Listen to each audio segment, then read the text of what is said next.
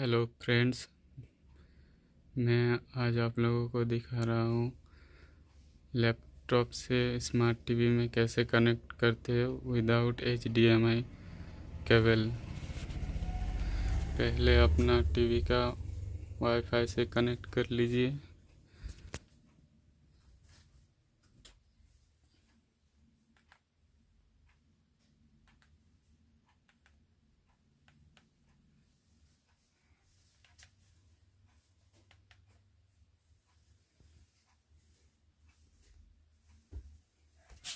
उसके बाद लैपटॉप में अपना क्रोम ब्राउज़र ओपन करिए।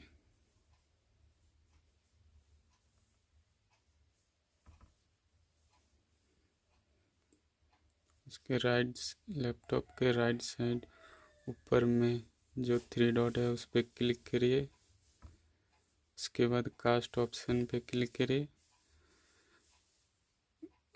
इधर आपका टीवी का ऑप्शन आ जाए, उसके नीचे सोर्सेस पे क्लिक करिए। उसके बाद कास्ट स्क्रीन पे, उसके बाद अपना टीवी ऑप्शन पे क्लिक करिए, फिर अपना कनेक्ट हो जाएगा।